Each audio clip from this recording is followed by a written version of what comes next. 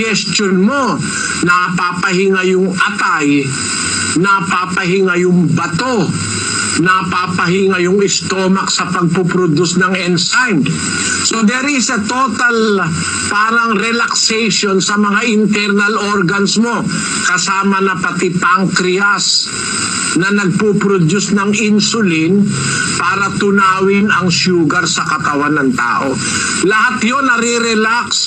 So parang binibigyan mo ng break ang katawan mo pag hindi ka kumakain. At makakaramdam ka ng satisfaction, nasisiyahan ka, kahit gutom ka dahil nakakaramdam ka ng strength within. Parang renovation within pag nag-aayuno ka.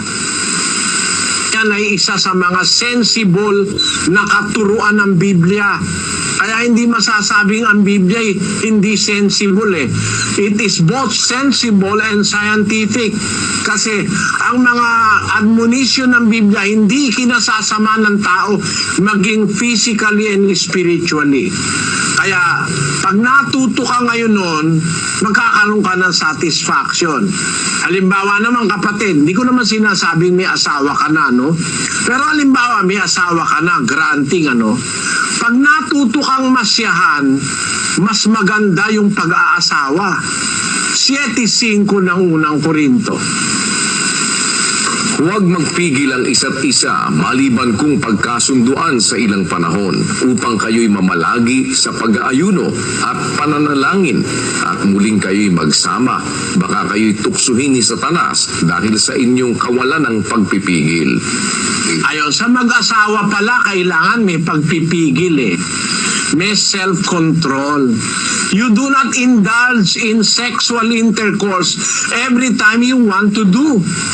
Magsasawa kayo pareho sa inyong sarili.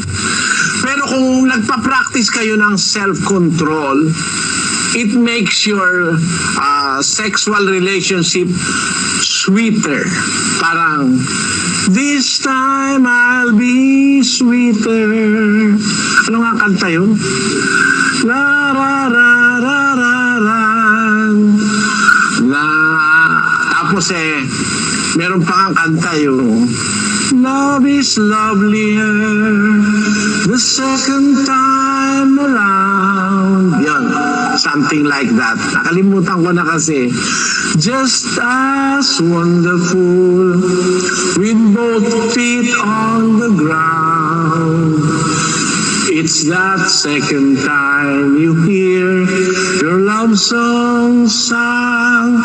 Makes you think perhaps that love's like yours is wasted on the young. Nakalimutan ko na yung ano.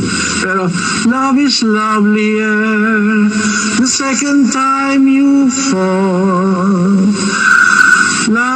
Like a friendly home the second time you call. Ayun, maganda yun eh, yung kanta na yun noong araw, na alam ko pa yun. Noong ngayon, di na. Ngayon, ang ibig ko ba sabihin, halimbawa, nagkahiwalay kayo ng mister mo, mga 1 buwan o kaya 2 linggo. Pagkikita nyo, sweet na sweet kayo. Kaya kailangan to have satisfaction in married life. Ang admonition ng Biblia ay magkakaroon kayo ng pagpipigil for some time. Sabi ng banal na kasulatan, huwag kayong magpigil sa isa't isa maliban kung pagkasunduan sa ilang panahon. On what intent? Upang kayo mamalagi sa pag-aayuno at pananalangin. Ayon, yung mag-asawa pala dapat paminsan-minsan nag-aayuno at nananalangin sa Diyos sila. At dahil doon sa pananalangin, hindi sila muna nagse-sexual intercourse because they regard na ang pananalangin is a sacred thing. Kaya natututo silang magpigil. At dahil doon, hindi sila tinutukso ni Satanas.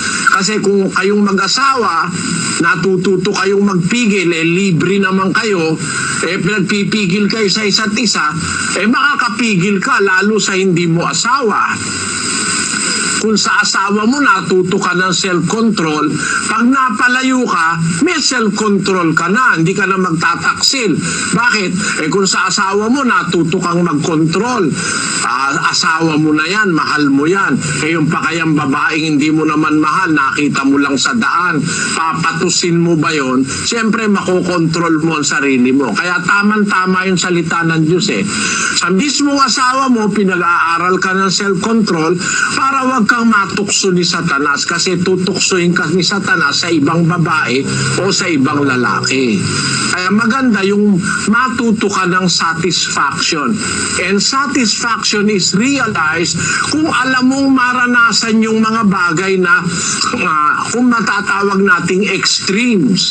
Halimbawa yung nasabi ni Pablo, natutunan ko lihim ng pagkagutom.